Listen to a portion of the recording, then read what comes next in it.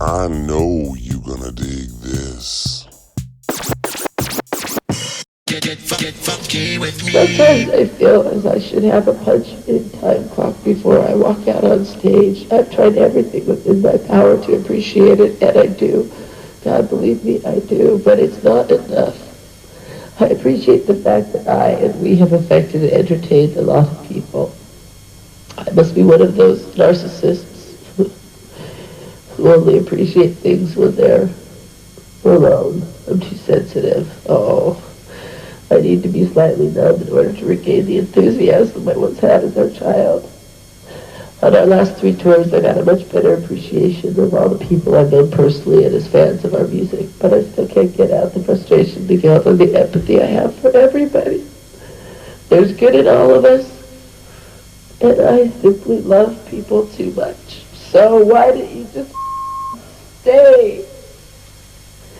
So much that it makes me feel too sad. Sad, little sensitive, unappreciative Pisces Jesus man. Oh, shut up, Pastor. Why don't you just enjoy it? I don't know. Then he goes on to say personal things to me that are none of your damn business. Personal things to Francis that are none of your damn business. I have it good, very good, and I'm grateful. But since the age of 7, I've become hateful towards all humans in general, only because it seems so easy for people to get along and have empathy. Empathy. Only because I love and feel for people too much, I guess. Thank you all from the pit of my burning, nauseous stomach for your letters and concern during the last years. I'm too much of an erratic, moody person, and I don't have the passion anymore. Peace, love, empathy, Kurt Cobain. Something in the way.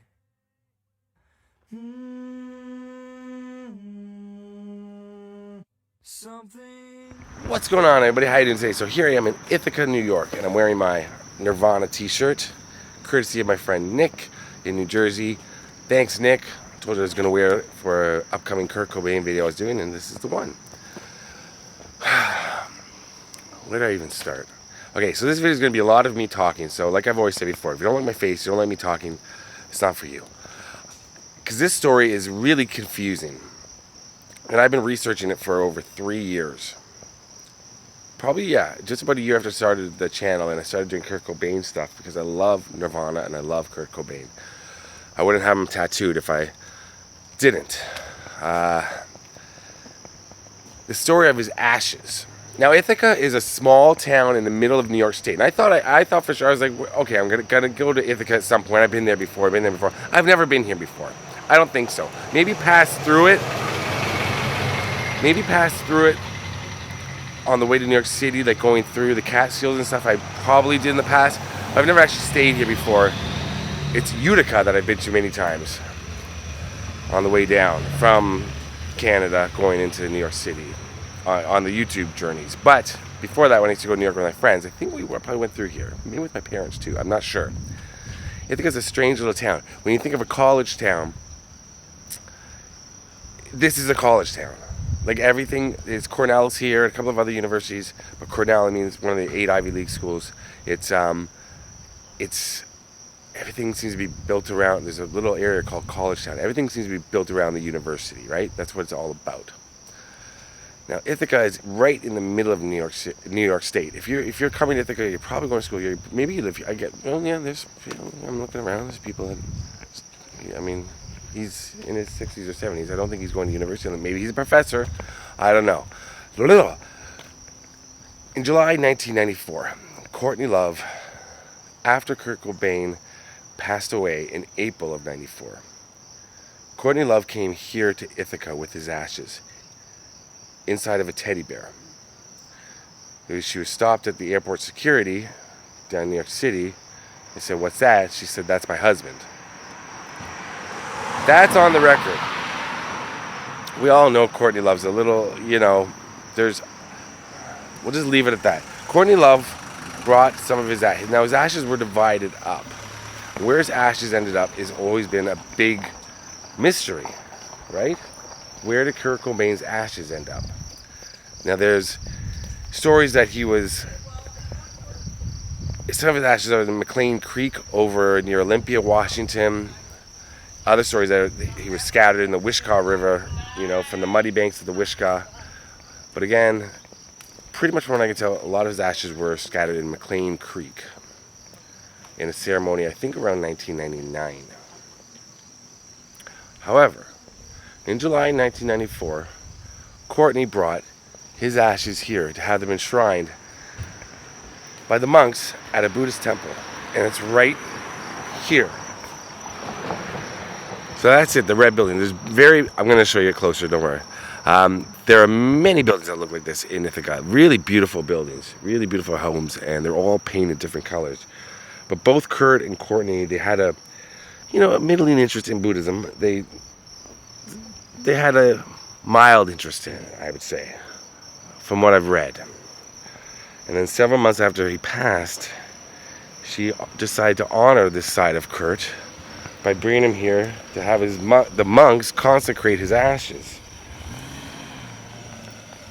So it began on July 2nd, 1994. This is called the Namgyal Monastery. And for nearly 2 weeks, Love spent every morning chanting over Cobain's ashes with the monks inside that building. Now, after she left in mid-July, they continued the consecration ritual for about a few months from what I've heard. And they eventually mixed some of Kurt Cobain's ashes with clay to create tsatsas. These are tsatsas. And I hope I'm pronouncing that right. I'm not trying to be flip or anything, but trying to put this together, figure out all the terms or words I'm not too sure about, but they're called tsatsas. And that's a type of Buddhist sculpture. And these tsatsas were going to be enshrined in a stupa, which is like a small little, well, I'll show you what a stupa is. And they could be any size. Stupas can be any size. But this particular one is called a Nirvana stupa, which is, appropriate. But this is the house right here. Now, the story of Courtney Love being here in Ithaca is a strange one and a long one. I'm going to sit down somewhere. I'm going to sit down right here on this curb, and I'm going to show you the house while I read parts of the story, because like I said, it's so confusing what happened to his ashes, because not only did his ashes remain here for quite a long time, she forgot about them, apparently, or just left them here. She also had his ashes in a teddy bear bag back in LA for a while, which she claims were stolen. And then a performance artist in Australia said she had them. And she was going to use them as part of performance art and smoke them. Now, I've also heard that Courtney Love and some friends plan on smoking them. And there's also a picture of Evan Dando from the Lemonheads on that same trip when Courtney Love was here in Ithaca. She went back down to New York City. This is getting all over the place. But Evan Dando, there's a famous picture of her kissing Evan Dando, this one. And there's a little teddy bear in the middle. And in that teddy bear, it was Kurt Cobain's ashes. But then a teddy bear bag was stolen in Los Angeles with his ashes. I don't know. I mean, it's fitting somewhat that the story of Kurt Cobain's ashes is bizarre, because all the circumstances surrounding his death and his life were certainly bizarre. And like I said, I'm a huge Kurt fan. Huge. There's always... it's almost comical what happened to him after death with his ashes. They couldn't just settle with them. I don't know about you if you've ever dealt with somebody's ashes. You scatter maybe all of them or a bit at one point and keep some. What's up? You keep some. But like, I have my mother's ashes. We don't put them inside of things and then take them around and carry them. You keep them in an urn, and then you're going to bury them or you scatter them. Kurt Cobain's ashes his mother seemed to have had some. Courtney had 2 handfuls she brought here, but then she had a little bit more. All right, before I forget, I want to give a big shout out to Charles at American Spy Fox. Wait for this beige car. White. Charles at American Spy Fox does a YouTube channel, a lot about Nirvana. Charles, I know you'd like to see this. And Charles and I have talked a lot. We're going to do something together one day. And yeah, so just want to say shout out to Charles. Okay, back to the story. This beautiful old house that used to be a monastery for Tibetan monks here in Ithaca, New York. Fish, 'cause they don't have any feelings. So a gentleman by the name of Henry Robertson from Eureka, Washington, was a practicing Buddhist and woodworker. And in 1994, he got a call from this monastery here in Ithaca, New York, and they were interested in having a throne made for the Dalai Lama for his western seat here in Ithaca at the Namgyal Monastery. Working from a photograph of the Dalai Lama's favorite throne, Robertson spent 1994 building a modified replica, shipped the throne to Ithaca, and flew out to assemble it in the shrine room. So I'm quoting Robertson here. He says, "When I arrived in Ithaca to set up the throne, Courtney had been there the week before with Kurt's ashes. She had this stupa project in her mind, and with my background, I was the logical choice to build it. A stupa is a reliquary, an enshrinement for relics, typically of departed holy men. When the Buddha died, when he left to go into Nirvana, his disciples said, 'What do we do now? Who do we worship?' He was kind of beyond all that, but he told them, 'Okay, you build this thing and put part of me in it, and this thing will be exactly the same as me, the same as my mind.' The stupa symbolizes the enlightened mind. In its highest sense, the stupa is the mind of the Buddha. It's what he left behind for people to have a physical thing to worship. Courtney wanted something that is called a Nirvana stupa. I worked with the monks and came up with the appropriate design. These things are done according to Buddhist canon, according to certain proportions. What I had to do was make it the proper size for the ashes of one person." In his wood shop in Eureka, Robertson set about building the stupa using 4 types of wood: paduk, satinwood, maple, and mahogany. The very top crown parts were gold-leafed. The top is like an inverted bell, a lathe turned piece made from 80 pieces of wood. It's what you call brick-laid, with alternate layers of segments. There are rings, each one with 8 pieces in it on 10 levels, all bonded together then turned. The bell shape holds the ashes and prayers and goes on top of a box. It took a long time for Courtney Love to get everything lined up for the last ritual. Twice she made arrangements for a monk to come from Ithaca and for Robertson to fly to Washington, then canceled at the last minute. Finally, on Sunday, May 30th, 1999, the day before Memorial Day, the ceremony took place. "They serendipitously rescheduled it on the Buddha's birthday and Nirvana Day," said Robertson. "The day he entered Nirvana was the same as the day he was born. You can't ask for a higher day." The private ceremony was attended by Cobain's immediate family, a monk from Ithaca, another representative for the monastery who had made the arrangements, and Robertson, whose duties included assisting the monk in filling the stupa and its final assembly. According to Robertson, the tatas were placed in the bell along with rolled-up prayers on long ribbons of paper. There were probably 200 mantras, prayers to all the deities in Tibetan Buddhism, arranged with the highest tantric deity on top and all the others all the way down. Then the ashes are put in and everything is intermingled with powdered incense. The top section was placed on top of a box, which is like a treasure chest filled with offerings. They could be anything people term precious, just good stuff, things that will last eternally if that can be conceived. In Kurt's, they put in CDs of music he liked. There's a potpourri that had dried gardenia flowers in it, which are special in Buddhism, some canned food, some tea, some rice flour, a guitar string. We closed it up and sealed it, and it will never be opened again. Kurt's ashes are in this stupa that has been consecrated to be a holy object and thus have become a representation of the Buddha. It's not just Kurt Cobain anymore, it's the mind of the Buddha. And now I also read that they tried to include a record album by the Sex Pistols, Nevermind the Bollocks, here's the Sex Pistols, but it was half an inch too large and had to be left out. Something in the way.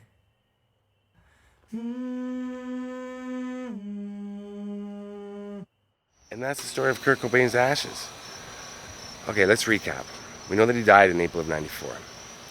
We know that he was cremated. We know that there was a small ceremony held for family and friends. And then the big one in the park where all the fans came and Courtney played that, read parts of his letter and just talked and talked and talked. And then we know for sure that it's documented that she brought his ashes here. How long they stayed here, where they are now, those little shrines, we're not exactly sure.